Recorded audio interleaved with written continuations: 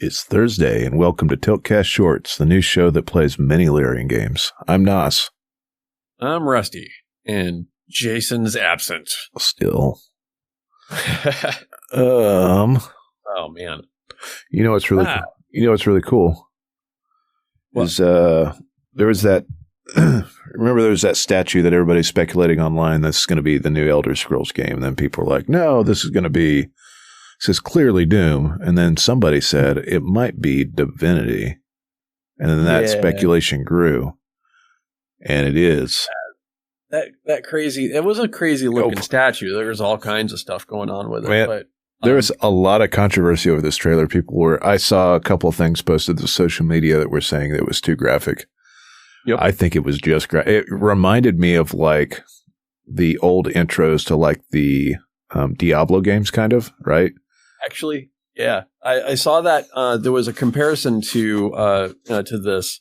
Oh, really? There was somebody was doing a comparison for the Diablo expansion. Yeah. And what the Divinity trailer actually looked like.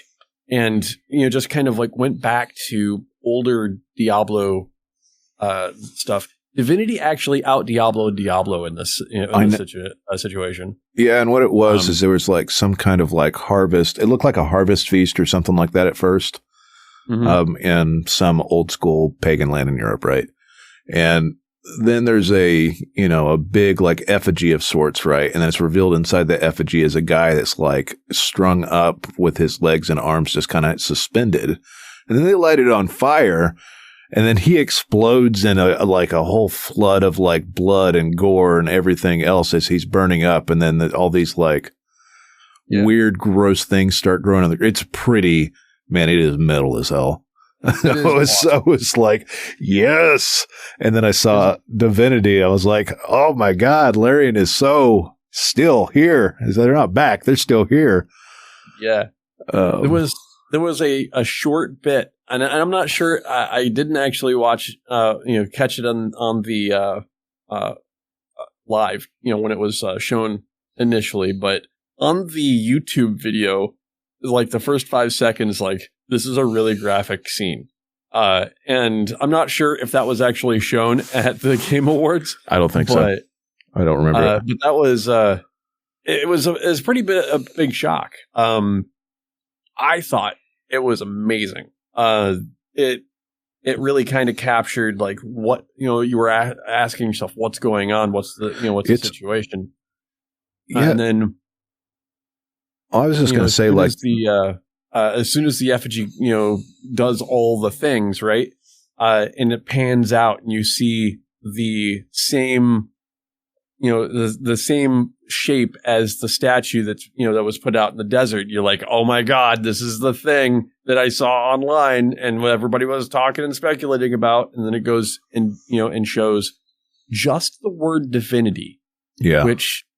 Which caught a lot of people off guard because they're expecting the original Sin 3 at the bottom, but this just says Divinity, which is a very interesting take. Yeah, and it was kind of described by Sven, the director head for Larian, that it's designed to be a fresh entry point for newcomers while still having some connections to the old games, which is cool because like you've played Divinity 1 and 2 and they're kind of whimsical in a way. Like there are portions of those games that are dark, but it's also like fantasy with some like whimsical elements, right?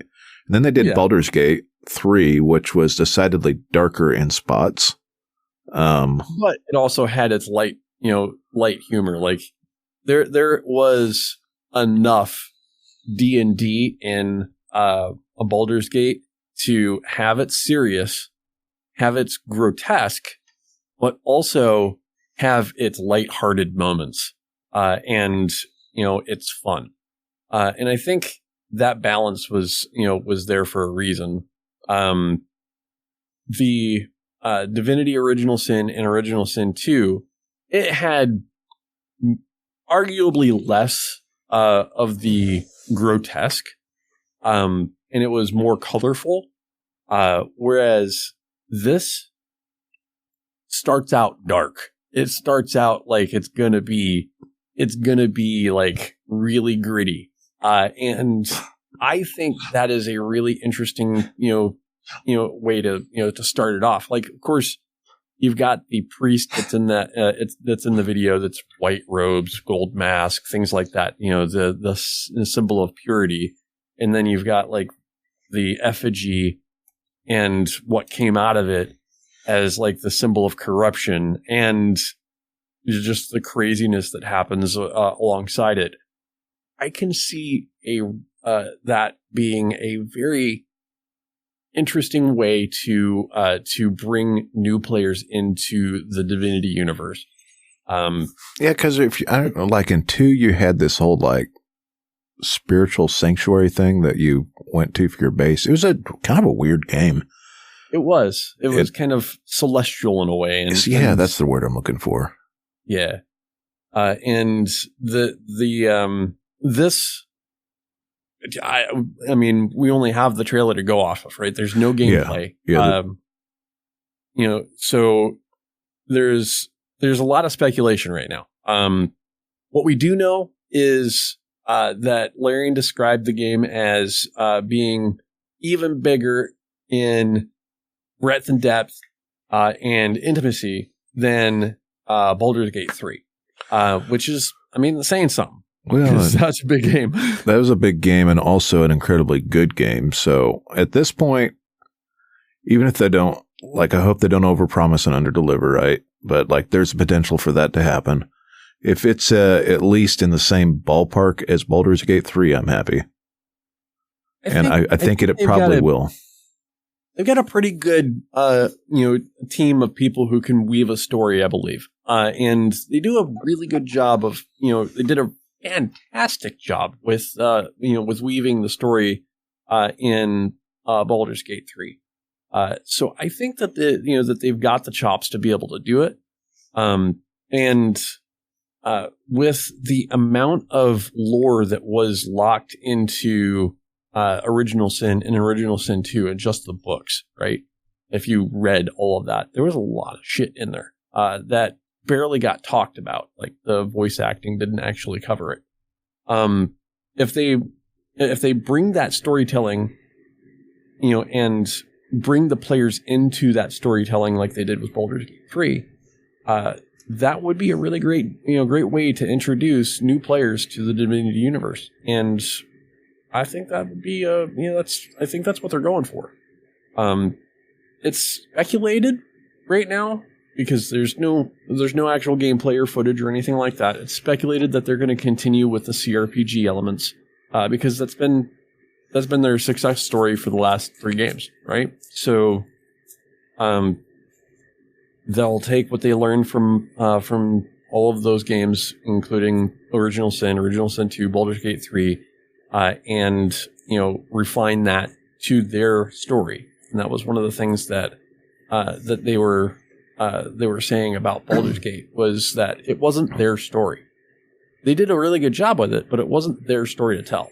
Right. They really wanted to get back to telling their story. And it's like they got the opportunity to grab that IP and then work with it and shape it to be kind of Larian style. Yeah. And I would love to see another Baldur's Gate game, but I also can understand that, when you've got a game that's like a masterpiece, you just want to set that on the shelf and be like, yeah, we did that. Because everything past that's going to be measured to that point. Yeah, all the Dungeons and Dragons, all of these, CRPGs that come out after, every single one's going to be compared to that. And it's going to be hard for people for the next 10 years to compare to that. Right. So when they go and they take what they learn from all of that and apply their story to it, then, yeah, they can say, that we drew inspiration from our from our past. But this is all around, and this is going to play differently than that. And I think that's a very smart take for Larian, coming off of the success of Baldur's Gate 3, to go their own way and focus on what they want to do as a studio and tell their story. And that will make it so that that their past doesn't come back to haunt them and make and cause issues with their next release. They needed to make a splash, and I think they did. Yeah, the only thing I hope is this is not like 3 years out. It's already been like 2 years since Baldur's Gate 3, right? It's possible, but I've always been one to be like, you know what? Take whatever time you need, man. I'm getting older. I don't necessarily want to see like Metroid Prime 4 or the Elder Scrolls, amount of time. Those were announced way too early, but I think that I don't think that we're going to be waiting that long. If we wait 2 years, we wait 2 years. Man, if they drop this next summer, I'd be happy. If they did, I'd be surprised. I think you're right. I would expect gameplay, and not just a cinematic trailer if they were ready to do it within the next year. I'm thinking that it's probably going to be, at least a year and a half. If I had to guess. These are big games, and there's a lot of inner working parts. Like, just look at how all the quests worked in Baldur's Gate 3, right? There's a lot of little interactions there. And just trying to wrap my uneducated, non-coding brain around the fact that there's so many different hooks into things that trigger different voice lines. That takes some skill, and I want them to do the best they can with this because, I enjoy the hell out of their games, and I want to see them succeed. Well, I am also in the same boat, but we want to know what you guys think. What did you feel about the Divinity reveal?